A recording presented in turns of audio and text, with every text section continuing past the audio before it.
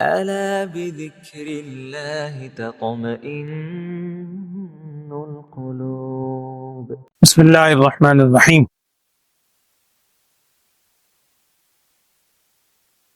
رسول صلی اللہ علیہ وسلم کی سیرت طیبہ میں کل میں نے آپ سے بات عرض کی تھی کہ جب حبشہ کی طرف دونوں دفعہ ہجرت ہو گئی، پہلی دفعہ ہجرت ہوئی، دوسری دفعہ ہوئی، اس کے بعد پھر نبی صلی اللہ علیہ وسلم کے ساتھ 3 سال کا مقاطعہ کیا تھا قریش کے خاندان کے ساتھ، جسے شعب ابی طالب کہتے ہیں۔ 3 سال میں وہ کیا کیفیات گزریں، وہ میں نے ایک دو بات اس میں سے آپ سے عرض کی تھی۔ اس مقاطعہ کے بعد یہ جو 3 سال تک بائیکاٹ کی کیفیت تھی، اس سے باہر نکلنے کے بعد 2 اوپر تلے واقعات ہوئے تھے، جس وجہ سے نبی صلی اللہ علیہ وسلم نے اس سال کو عام الحزن بھی فرمایا تھا۔ عام عربی زبان میں سال کو کہتے ہیں، اور حزن اردو میں بھی استعمال کرتے ہیں، حزن و ملال، غم والا سال۔ چونکہ اس سال 2 بڑے بڑے واقعات ہوئے تھے، ایک حضرت ابو طالب دنیا سے رخصت ہوئے، اور چند دن کے بعد حضرت خدیجہ طاہرہ رضی اللہ تعالی عنہا بھی دنیا سے رخصت ہو گئیں، اس لیے وہ عام الحزن کہلاتا ہے سیرت کی کتابوں میں۔ جب یہ واقعہ ہوا تو کل یہ بات آپ کے سامنے آخر میں آئی تھی کہ اس کے بعد رسول صلی اللہ علیہ وسلم نے پہلی مرتبہ مکے سے باہر تشریف لے جانے کا ارادہ فرمایا، اور آپ صلی اللہ علیہ وسلم طائف کی طرف تشریف لے گئے تھے۔ حضرت زید بن حارثہ رضی اللہ تعالیٰ عنہ اس وقت صرف ان کے ساتھ تھے، اور طائف میں جو واقعات ہوئے تھے وہ میں نے ایک دو بات اس میں سے عرض کی تھی۔ ایک بات اور ذہن میں رکھیں، حضرت عائشہ صدیقہ رضی اللہ تعالیٰ عنہ نے بعد میں، یعنی یہ واقعہ ہو گیا بعد میں، ایک موقع پر نبی صلی اللہ علیہ وسلم سے پوچھا تھا، چونکہ احد کے اندر بھی، غزوہ احد میں بھی بڑی سخت صورتحال پیش آئی تھی، آپ صلی اللہ علیہ وسلم کے دندان مبارک بھی شہید ہوئے، بعد میں ہجرت کے بعد غزوہ احد ہوئی۔ تو حضرت عائشہ صدیقہ رضی اللہ تعالیٰ عنہ نے اس کے بعد ایک دفعہ آپ صلی اللہ علیہ وسلم سے پوچھا، یا رسول اللہ صلی اللہ علیہ وسلم، آپ پر احد سے زیادہ سخت کیفیت بھی کبھی ہوئی ہے؟ یا دوسرے لفظوں میں آپ صلی اللہ علیہ وسلم کی سیرت میں، آپ کے حالات میں، زندگی میں سب سے زیادہ وہ کٹھن کیفیت کون سی تھی؟ ہماری ماں پوچھ رہی ہیں، ام المؤمنین حضرت عائشہ صدیقہ رضی اللہ تعالیٰ عنہ۔ نبی صلی اللہ علیہ وسلم نے اس پہ ارشاد فرمایا تھا کہ وہ جب میں طائف گیا تھا، اور طائف میں جب قبیلہ بنو ثقیف کے 3 سرداروں نے وہاں سے واپس کر دیا تھا، اور وہ جو کیفیت اس وقت تھی، نبی صلی اللہ علیہ وسلم نے ارشاد فرمایا وہ سب سے کٹھن کیفیت۔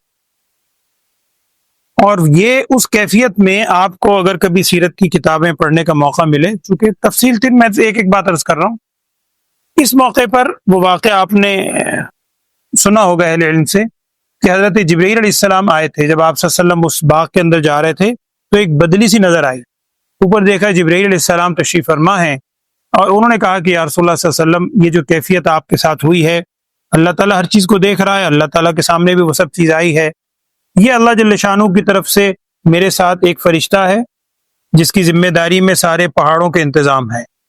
وہ فرشتے آگے ہوئے، اور انہوں نے کہا یا رسول اللہ صلی اللہ علیہ وسلم، یہ جو طائف والوں نے آپ کے ساتھ کیا ہے، پہاڑوں کے درمیان وادی ہے، آپ اشارہ فرمائیں، آپ حکم دیں، میں ابھی ان دونوں پہاڑوں کو ملا کے رکھ، اللہ کے حکم سے سب ان کو ملیا میٹ کر دوں، کہ رحمت للعالمین صلی اللہ علیہ وسلم کے ساتھ انہوں نے یہ کیفیت رکھی۔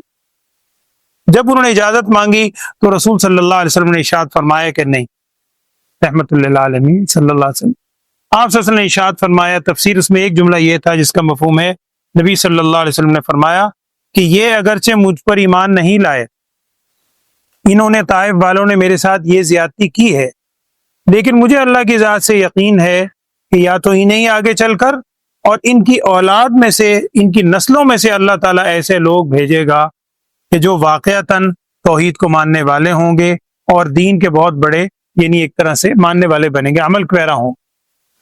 تو اس وجہ سے آپ صلی اللہ علیہ وسلم نے اسے بد دعا نہیں فرمائی۔ یہاں ایک دعا سیرت کی کتابوں میں لکھی ہے، اور اگر کبھی آپ اس کو سرچ کر کے دیکھیں تو آپ لکھ کے دیکھیے گا، دعائے مستضعفین، کمزوروں کی دعا۔ یہاں نبی صلی اللہ علیہ وسلم نے دعا مانگی اللہ تعالیٰ سے، دعائے مستضعفین کے نام سے مشہور ہے۔ اس کے ایک دو جملے یہ تھے، آپ صلی اللہ علیہ وسلم نے ارشاد فرمایا کہ اللہ، میں اپنی بے بسی کی فریاد صرف تجھ سے کرتا ہوں، تو مجھے کن کے حوالے کرے گا؟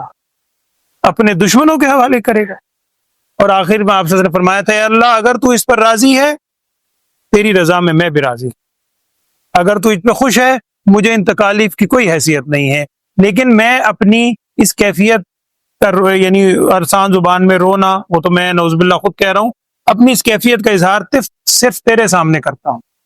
تو یہ دعائے مستضعفین کے نام سے موجود ہے، کبھی آپ دیکھیے پڑھیے، اور عربی جملے اگر ہوں آپ کو لکھے ہوئے مل جائیں گے، ان کو اپنی دعا کا معمول بنائیں۔ خاص طور پر علماء نے لکھا ہے اگر کسی ایسی کیفیت سے انسان دوچار ہو، اللہ نہ کرے کہ جب بہت ہی زیادہ انسان کا دل دکھی ہو، اس موقع پر ذرا وہ دعا پڑھیں، صرف دعا نہ پڑھیں، رسول صلی اللہ علیہ وسلم کی اس کیفیت کو سامنے رکھیں۔ اس موقع پر نبی صلی اللہ علیہ وسلم نے کیا دعا مانگی؟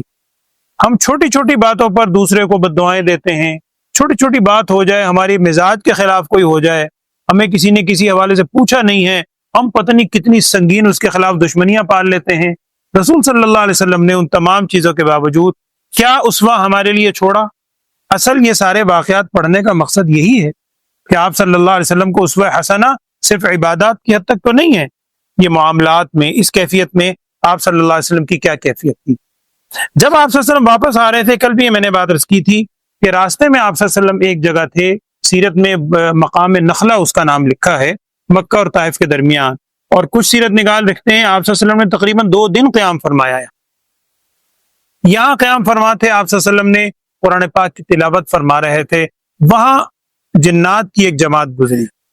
آگے آپ قرآن میں بھی 26ویں پارے میں وہ سورہ آئے گی، سورہ احقاف، وہاں بھی ذکر ہے، سورہ جن میں بھی ہے 29ویں پارے میں، وَإِذْ صَرَفْنَا إِلَيْكَ نَفَرًا مِّنَ الْجِنِّ يَسْتَمِعُونَ الْقُرْآنَ فَلَمَّا حَضَرُوهُ قَالُوا أَنصِتُوا، پورا وہاں پر کلام ہے کہ آپ صلی اللہ علیہ وسلم کلام پڑھ رہے ہیں، قرآن پاک سناٹا ہے، ویرانہ ہے، وہاں جنات گزر رہے ہیں، انہوں نے گزرتے ہوئے کہیں وہ آواز سنی اور نیچے اتر آئے، نبی صلی اللہ علیہ وسلم کو نہیں معلوم ہوتا، نیچے اتر آئے، بڑے انہوں نے غور سے کان لگا کے وہ کلام سنا، اور اپنے علاقے میں جہاں وہ رہا کرتے تھے، جو بھی ان کی جگہ تھی، وہاں گئے اور وہاں جا کر انہوں نے اطلاع دی، انہوں نے کہہ دی یا قومنا، ہم نے سنا ہے، سمعنا کتابا انزل من بعد موسیٰ مصدقا لما بین یدیہ، ہم نے ایک ایسا کلام سنا ہے جو موسیٰ علیہ السلام، عیسیٰ علیہ السلام کے بعد اترا ہے، اور اسی نوعیت کا کلام ہے جو اس کی تصدیق بھی کرتا ہے، یہ ہم ابھی ایک ہستی سے سن کر آ رہے ہیں۔ پھر اس کے بعد وہ واقعہ آتا ہے کہ جنات بعد میں بھی آئے، پھر تواتر کے ساتھ جنات کی کئی دفعہ آمد ہوئی، اور ایک مقام آپ نے زیارت یقیناً کی ہوگی، جب آپ جنت المعلیٰ کی طرف جاتے ہیں، وہاں پر مسجد جن کے نام سے ایک مسجد بھی موجود ہے، مسجد جن بھی ہے، مسجد رایا بھی ہے، یہ دونوں بالکل ساتھ ساتھ ہیں، اور اس کے ساتھ پھر جنت المعلیٰ قبرستان ہے مکہ مکرمہ کا۔ یہ مسجد جن وہ جگہ تو نہیں ہے جہاں اس وقت آئے تھے، بعد میں ایک دفعہ جنات کی یہاں حاضری ہوئی تھی، اور نبی صلی اللہ علیہ وسلم نے باقاعدہ توحید کی دعوت دی تھی، اس کے بعد اس پر وہ یادگار پہ مسجد جن کے نام سے وہ مسجد اب بھی وہاں موجود ہے۔ تو یہ واقعہ جو ہے یہ بھی پیش آیا ہے جب پہلی دفعہ جنات کی آمد ہوئی۔ اب یہاں سے آپ صلی اللہ علیہ وسلم مکہ مکرمہ واپس ہوئے، پورے خدشات ہیں 100%، لیکن اللہ کی ذات پر پورے یقین ہے۔ آپ صلی اللہ علیہ وسلم واپس آئے، اب خوف بھی ہے دل میں کہ پتہ نہیں اب کیا کیفیت ہوگی، اور لکھا ہے کتابوں میں کہ غار حرا جہاں ہے، غار حرا کے قرب میں کسی جگہ پر، یعنی اس کے جوار میں لکھا ہے، اس کے قریب ترین کسی جگہ تک آپ صلی اللہ علیہ وسلم پہنچ گئے، وہاں آتا ہے کہ کفار کے کچھ یہاں آبادی کے کچھ لوگ ملے مکے کے، انہوں نے نبی صلی اللہ علیہ وسلم کو دیکھ کے عرض کیا، اور پیچھے کفار کے لوگوں نے کیا پلاننگ کی تھی کہ اب انہیں اطلاع مل گئی تھی کہ طائف والوں نے کیا کیا، اور انہیں پورا یقین تھا کہ طائف سے جب آپ صلی اللہ علیہ وسلم لوٹیں گے، آپ صلی اللہ علیہ وسلم کے حوصلے نعوذ باللہ بالکل ٹوٹ گئے ہوں گے، اور ان کی پلاننگ یہ تھی کہ بس اب جو ہی آئیں گے ہم خفیہ طور پر حملہ کر کے اور نبی صلی اللہ علیہ وسلم کو نعوذ باللہ ثم نعوذ باللہ شہید کر دیں۔ ابو طالب بھی نہیں ہے، خدیجہ بھی نہیں ہے، بعد میں دیکھا جائے گا، آپ صلی اللہ علیہ وسلم کے حوصلے بھی پست ہیں۔ اس کی اطلاع نبی صلی اللہ علیہ وسلم کو وہاں کسی شخص نے دے دی، آپ صلی اللہ علیہ وسلم وہاں تشریف فرما تھے، حدیث کی کتابوں میں لکھا ہے کہ آپ صلی اللہ علیہ وسلم نے اس شخص سے کہا کہ کیا تم میرا پیغام لے کر مکے میں جاؤ گے؟ آپ صلی اللہ علیہ وسلم نے 2-3 بندوں کے پاس بھیجا، پہلے اخنس بن شریح کے پاس بھیجا، اس نے بھی قبول نہیں کیا، پھر دوسرے کے پاس بھیجا، یہاں تک کہ مطعم بن عدی کا نام آتا ہے، اس کے پاس نبی صلی اللہ علیہ وسلم نے اس شخص کو بھیجا، اور اس مقصد سے بھیجا کہ اس سے جا کے کہو کیا وہ مجھے امان دیتا ہے کہ میں اس کی امان میں وہاں داخل ہو جاؤں مکے میں۔ انہوں نے اقرار کیا کہ ٹھیک ہے ہماری طرف سے امان ہے، اور محمد صلی اللہ علیہ وسلم سے کو آ جائیں، اور مطعم بن عدی نے اپنے بیٹوں کو لے کر اسلحہ وسلح لگا کر وہ نکل آئے باہر. ادھر آپ صلی اللہ علیہ وسلم مکے میں داخل ہو رہے تھے.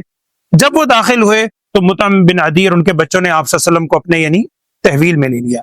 اس وقت ابو جہل نے پوچھا تھا مطعم بن عدی سے کہ کیا تم نے محمد صلی اللہ علیہ وسلم کا دین قبول کر لیا ہے یا انہیں امان دی ہے؟ انہوں نے کہا دین قبول نہیں کیا، میں نے انہیں امان دی. ابو جہل نے کہا ٹھیک ہے، جس کو تم نے امان دی ہم بھی اس کو امان دیتے. پھر آپ صلی اللہ علیہ وسلم تشریف لائے، طواف ادا فرمایا اور سارے معمولات ہوئے.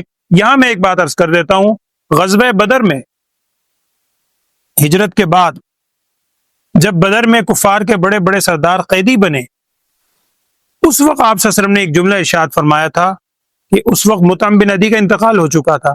نبی صلی اللہ علیہ وسلم ارشاد فرمایا آج اگر مطعم بن عدی زندہ ہوتا اور مجھے ان بدبودار لوگوں کے لیے سفارش کرتا رہائی کی، چھوڑنے کی، یہ جو سارے قیدی ہیں، میں ان کی سفارش کو مانتا اور انہیں چھوڑ.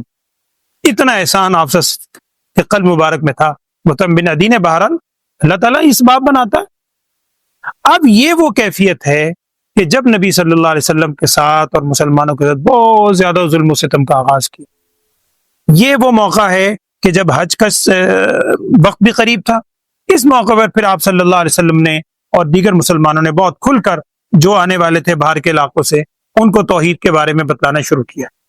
یہ وہ موقع ہے غالباً سن 10 نبوی کا آخر یا 11 نبوی کا آغاز ہے، جب اسلام کی یعنی تعلیمات کہہ لیں، اسلام کے بارے میں آپ صلی اللہ علیہ وسلم کی آمد کے بارے میں معلومات یہ مکے سے عرب سے باہر تک بھی نکلی، کیونکہ حاجی آتے تھے باہر سے وہاں تک پہنچے.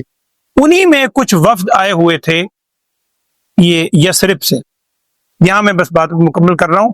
یثرب مدینہ منورہ کا پرانا نام ہے، اس کو یثرب بولتے ہیں، قرآن میں بھی لفظ ہے یہ یثرب ہے. یا اہل یثرب لا مقام لکم فرج قرآن میں سابقہ نام تھا. یہاں یثرب میں اس وقت 2 طرح کے طبقات آباد تھے، ایک اہل کتاب اور ایک مشرک. مکے میں 2 طرح کے ہو گئے تھے، ایک مشرک اور ایک مسلمان. یثرب میں 2 طرح کے تھے، ایک مشرکین مکہ تو یہ ہیں، ایک مشرکین یثرب تھے. ان کے 2 بڑے قبیلے تھے، اوس اور خزرج مشرکین کے. اہل کتاب کے 2 یا 3 بڑے بڑے قبیلے تھے، قبیلہ بنو نذیر، قبیلہ بنی قریظہ اور قبیلہ بنی قینقاع. بنو نذیر بنو قریظہ یہ 2 مشہور قبیلے تھے اہل کتاب کے. اوس اور خزرج یہ قبیلے تھے مشرکین کے، مشرکین یثرب. اور وہاں پر تقریباً ہولڈ تھا یہود کا یثرب کے اندر. اہل کتاب ہیں، وہ اکثر ڈرایا کرتے تھے مشرکین کو، اپنی کتابوں میں آخری نبی کی نشانیاں پڑھتے تھے، آخری نبی آنے والے ہیں، یہ ہیں وہ ہیں، اور مشرکین سے کہتے تھے اب بس وہ آخری نبی کے زمانہ قریب ہے اور وہ آئیں گے، دیکھنا ہم تمہارے اوپر یوں کر لیں گے، ایسا کر لیں گے. اسی دوران یثرب سے کچھ لوگ مشرک حج کرنے آئے مکہ، اور یہاں کہیں رسول صلی اللہ علیہ وسلم کے بارے میں ان کو سنگن ہوئی کہ یہاں ایک ہستی ہے جنہوں نے نبوت کا دعویٰ کیا ہے، محمد صلی اللہ علیہ وسلم. ان کے دل میں وہ خدشہ آیا کہ وہ جس سے ہمیں ڈرایا کرتے ہیں اہل کتاب کہ جی عنقریب وہ وقت آنے والا ہے، تو ہم کیوں نہ خود ہی پہلے ان سے مل کر ایمان لے آئیں، تاکہ بعد میں جو وہ ہمارے اوپر حملہ کریں، ہمارے اوپر قبضہ کریں، ہم خود کیوں نہ ملیں. تو یہ سبب بنا تھا وہاں کا.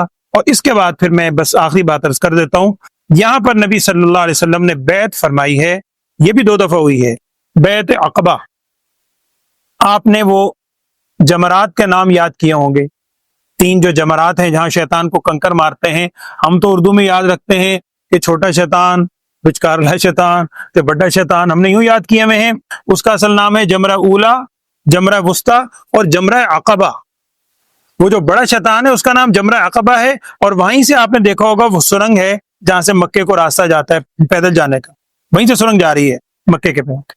تو اس مقام پر رسول صلی اللہ علیہ وسلم نے بیعت کی تھی یثرب سے آنے والے مشرکین، اس وقت تو مشرک تھے، اوس و خزرج کے چند لوگوں سے. پہلے 1 سال بیعت ہوئی، 5-6 افراد تھے، پھر واپس چلے گئے. پھر آئندہ سال مزید حضرات آئے، دوبارہ وہیں آپ صلی اللہ علیہ وسلم کے ہاتھ پر انہوں نے بیعت کی. یہ کہلاتی ہے بیعت عقبہ. بیعت عقبہ اولا پہلی اور بیعت عقبہ ثانیہ دوسری. جب بیعت عقبہ ثانیہ بھی ہو گئی، پھر رسول صلی اللہ علیہ وسلم کو اطلاع ملی کہ وہاں اب یثرب کے اندر الحمدللہ اوس و خزرج کے بے شمار لوگ ایمان لا رہے ہیں.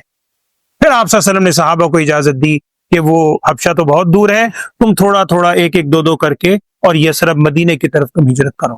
پھر صحابہ نے ہجرت کی اور پھر آپ صلی اللہ علیہ وسلم کو جب حکم ہوا تو آپ صلی اللہ علیہ وسلم نے ہجرت کی. یعنی یہ تقریباً 10 نبوی مطلب آپ صلی اللہ علیہ وسلم کی عمر مبارک قریباً 50 سال اور 53 سال کی عمر میں آپ جانتے ہیں 1-2 سال کے اندر 53 سال میں آپ صلی اللہ علیہ وسلم نے خود بھی ہجرت فرمائی. وہی 40 سے 53 تک 13 سال. یہ 13 سالہ مکی دور ہے. اب ہجرت کے حوالے سے 1-2 بات عرض کر دوں گا, پھر ہجرت کے بعد کے جو واقعات ہیں وہ ہمارے سامنے آئیں گے انشاءاللہ. الحمدللہ رب العالمین. اللهم صل على سيدنا ومولانا محمد وعلى آل سيدنا ومولانا محمد وبارك وسلم.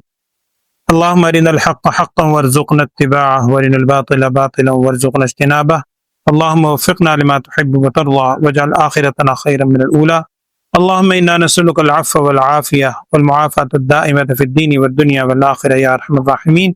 وصلى الله تعالى على خير خلقه سيدنا ومولانا محمد وعلى آله وأصحابه أجمعين برحمتك يا رب.